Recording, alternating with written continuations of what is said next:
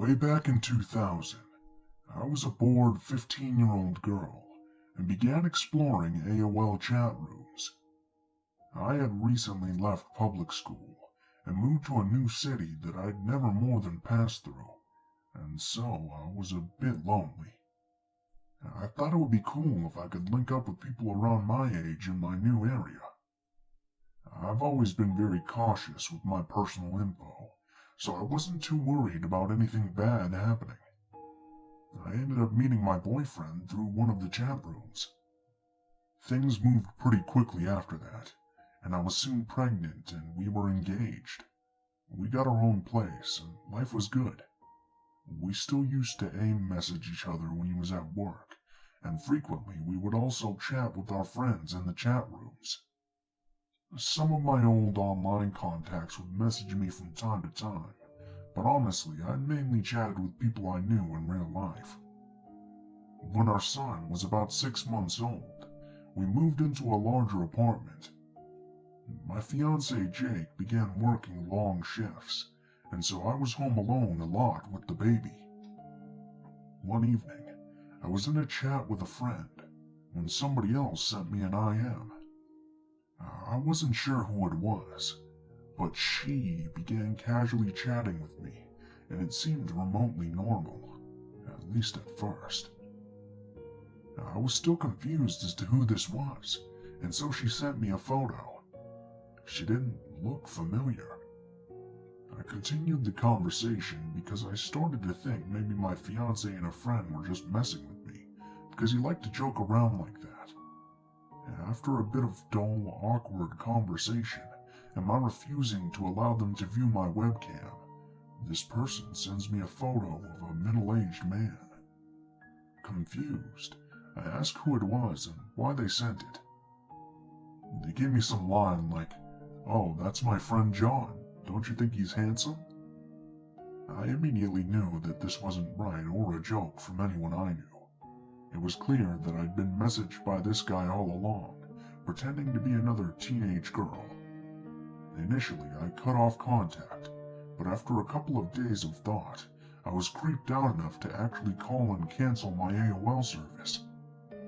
A week or so after this, my brother-in-law, Mark, and his wife Lynn moved in with us. It was early evening on a Friday, and Mark, Lynn, and I were getting some food and drinks ready before Jake got home. I was in the kitchen, and Mark was just a few feet away in the living room with Lynn. We were chatting and laughing when the phone rang. I answered the line in the kitchen.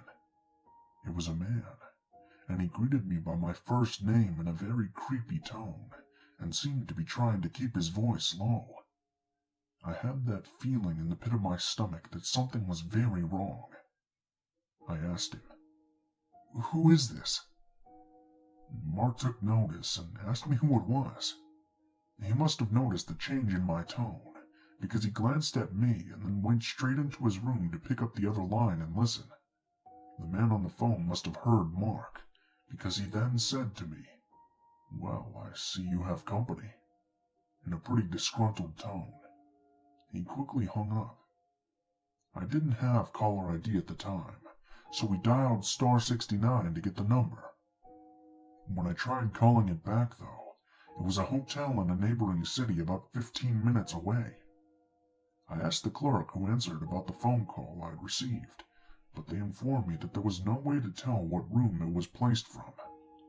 I knew that it hadn't been anyone I knew. My phone line was only active for a couple of months at that point, was listed under my name, but I'd only given it out to family and a few close friends. We didn't know what to make of it, and as the night went on, it was quickly forgotten. The next week came and went. I'd received a couple of calls from blocked numbers where no one responded, but I tried to convince myself that I was simply worrying too much and that it was no big deal. We prepared for another weekend hanging out together. Again, Mark, Lynn, and I were home, and Jake was still at work. We needed a few things from the store, so Mark volunteered to go get them, while Lynn and I stayed with the kids. Now, the small building we lived in had 3 apartments on the lower level, side by side and 3 units above on the upper level, kind of like a motel. Our unit was the last to the right on the lower level, and the furthest from the parking lot. When you exit our apartment to make your way to the parking lot, you walk down a cement walkway and past the lower 2 apartments.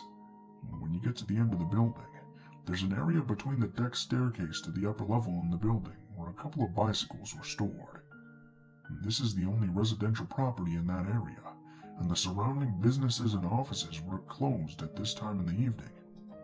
Mark exited the apartment, but came running back in just a few minutes later. He asked me if I was expecting more company. When I told him no, he told me this. When he had begun walking past the other apartments into the lot, a man dressed in dark clothing with a hood on had snuck out of the bicycle area and began walking towards our apartment with his head down. Once he noticed Mark coming straight towards him, though, he turned and ran.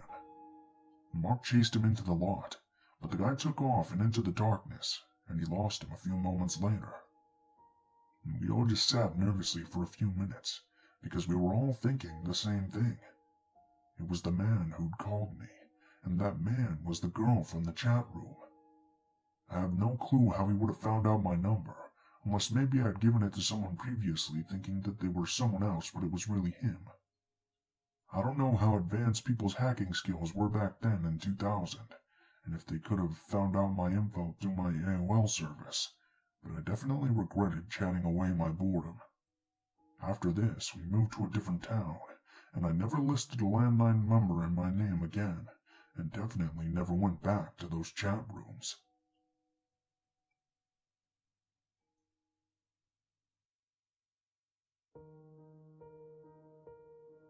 This story has a lot of build-up.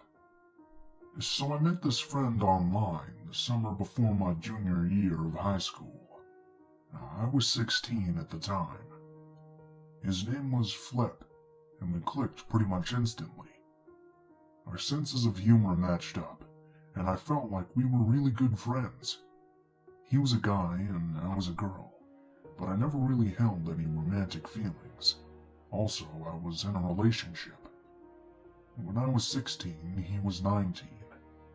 I could tell that he had romantic feelings, and he let me know 6 months into our friendship that he loved me.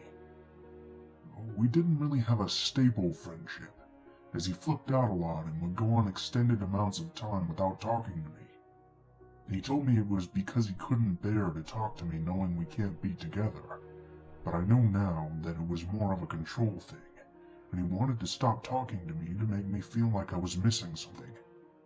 He really hated women, really disliked them, and felt like most of us are just whores. He told me he felt like I was different, and that I was the only true woman he's ever met. Really a red flag there. I was young, so I didn't really think much of it. Our friendship was only online after all, iMessaging and FaceTiming. Now when he went on these tangents where he would abruptly stop talking to me, he would go on Twitter and make offensive demonizing tweets about me to people. Awful stuff. When he came back, I would just kind of ignore that stuff, because it would go right back to being funny and nice. He also had a habit of lashing out at people, taking revenge on people, and just wanted to make people feel like shit for fun. I thought I was special and that he really cared about me, but would never do anything like that to me. I remember leading up to my 18th birthday, him being 21 now, he said to me, "When you're 18, you're sending me nudes.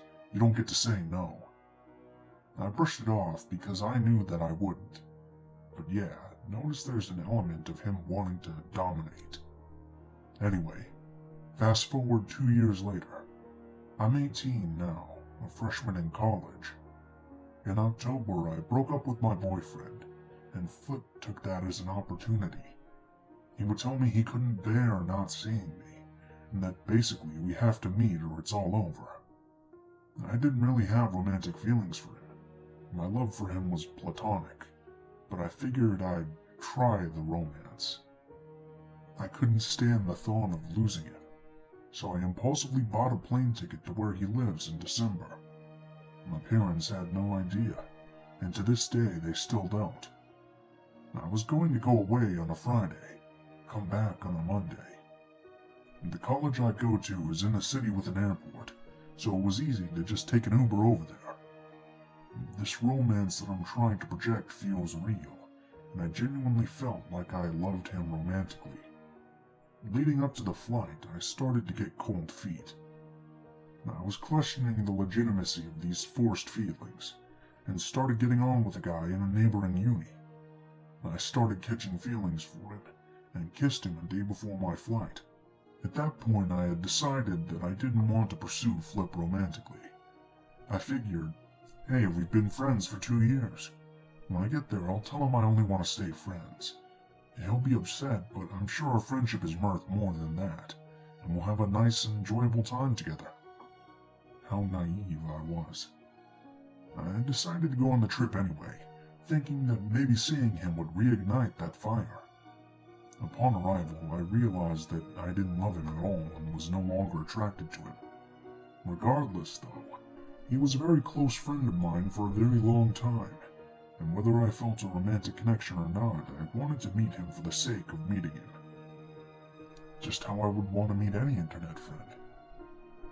So it's time for the flight. It's very early. I remember sitting on the plane contemplating walking out. I wanted to just leave and not return. I had a weird feeling, and I should have listened to my gut. I arrive and go outside the terminal. I see him sitting in his car, just staring at me. A very malicious, piercing stare. After a few moments, he gets out of the car, but he looks different. It's strange because we've FaceTimed before and I've seen pictures of him, but he just looks different. Kind of creepier. We sit and hug in the car. It was awkward and I feel awkward. We make small talk and awkward jokes, and in that moment I wanted to just be back in my dorm. We go back to his apartment and go up to his room. We smoke some weed and I lay down on his bed to sleep. When I wake up, he's spooning me and trying to fondle me. I take his hands off and tell him to stop. Then I sit up and basically unload about how I don't want him romantically, only as a friend. He just started crying and begging me to tell him I love him. I tell him I can't do that. He stands up and drops crying, goes to the bathroom and starts randomly lighting things on fire. It smells like burning paper in the bedroom now. He comes out normally like nothing happened, and sits on his computer and starts playing video games without talking to me. The rest of the trip, it's just a combination of him being kind and normal one moment, and then being completely evil the next. Some of the things he's said and done throughout the 3 days are making jokes about me dying, pretending to hit me and getting close enough to watch as I flinched, telling me he'd send a snap of me to my mom with a geotag of his town so I would get in trouble, telling me he would do weird things to me while I was sleeping, telling me to shut the fuck up when I would speak or ask questions, in front of his roommates and friends too.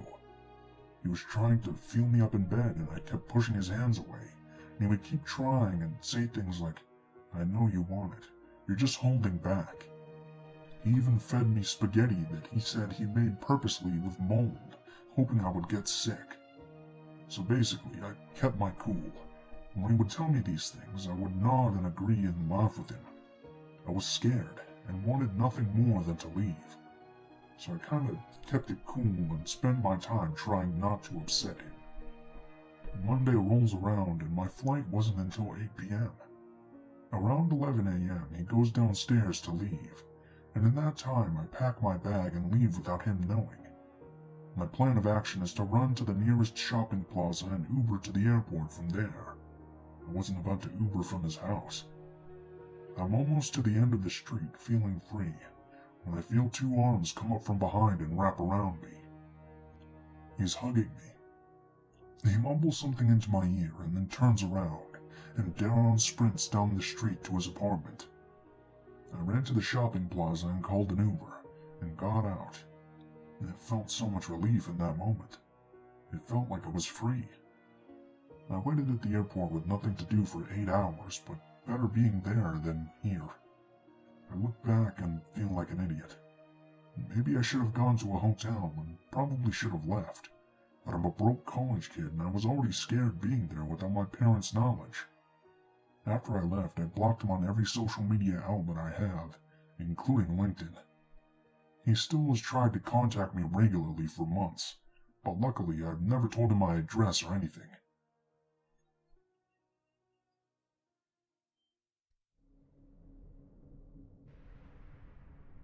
Hi all. Second time poster here, and I've been meaning to get this up for the past few days. This happened over the past month, and finally came to a peak last Friday. For some backstory, I'm a recovering high-functioning alcoholic, 8 months sober, and I fell off the wagon once. It's been 3 months since then. I'm also a doctor.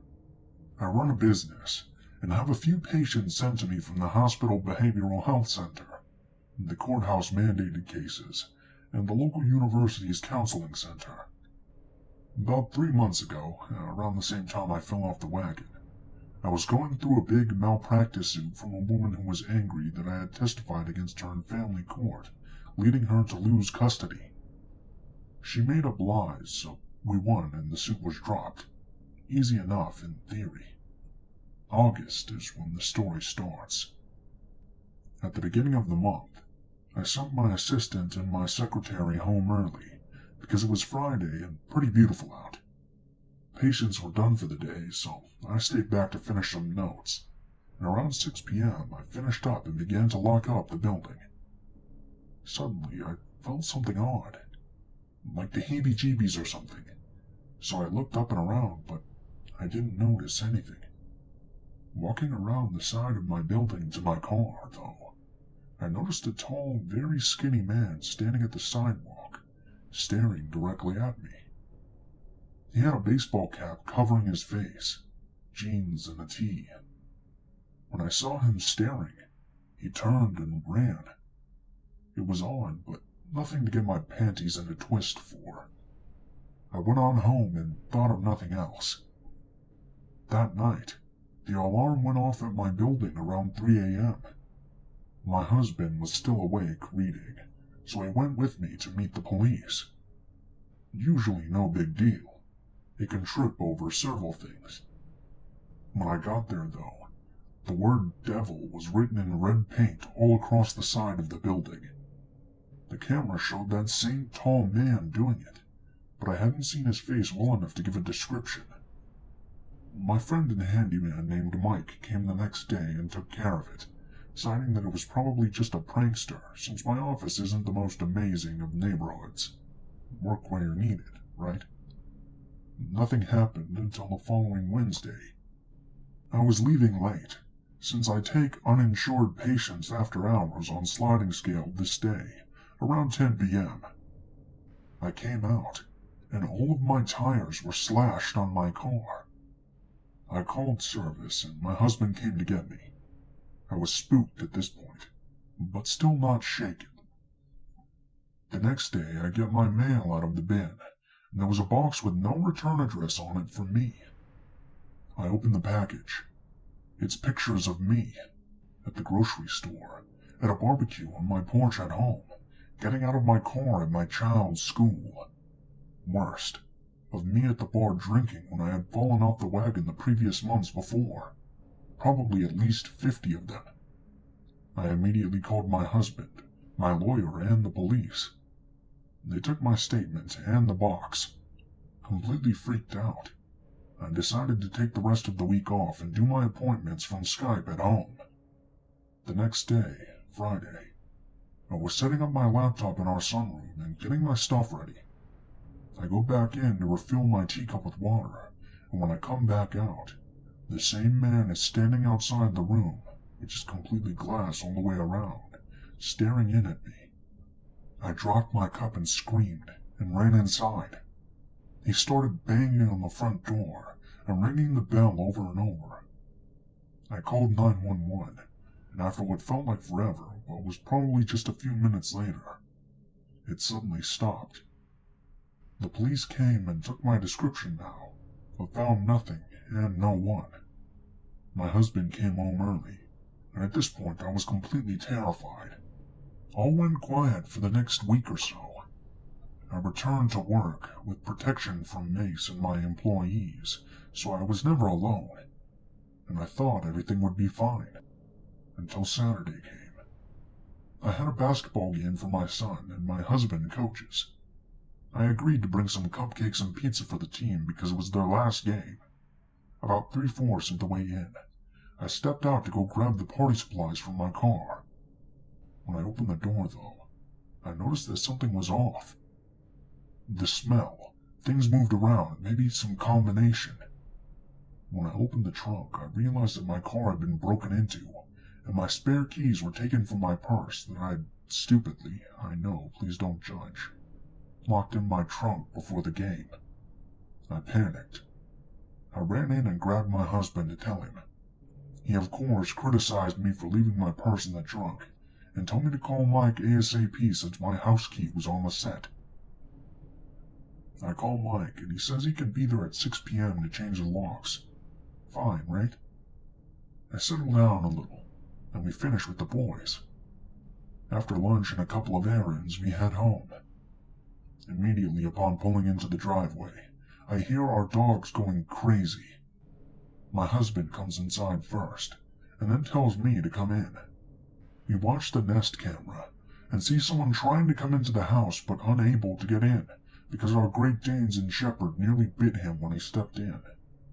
Evidently, my husband had forgotten to set the alarm when we left that morning in a rush. At least we're equally stupid between me with the purse and him with the alarm. I called my friend who's the chief of police in a neighboring city, and asked what could be done. They hadn't made any arrests, and I was getting more afraid by the day. He called around and got some police surveillance on my office and the house. This seemed to settle things down, at least until last Friday. I was alone in the house because my boy and husband had gone on a camping trip with some friends. My friend and my sister were supposed to come by at around 8, and I decided to take a nap for a bit before they got there. I guess about 40 minutes had passed when I hear my dog start barking. I realize there's some sort of commotion going on outside. Police lights. I peek out the window. In my yard, I see my neighbor, a young man I've watched grow up, and several police officers taking down this tall, lanky man on the ground and handcuffing him. I go out, and my neighbor proceeds to tell me they were driving by on watch duty when they saw this man trying to break into my house. The police found tape, a knife, and several types of drugs on his person. He confessed to being set up to scare me and hurt me by the woman I'd testified against. He claimed he wasn't going to kill me, but the investigation is ongoing, as this just happened last week.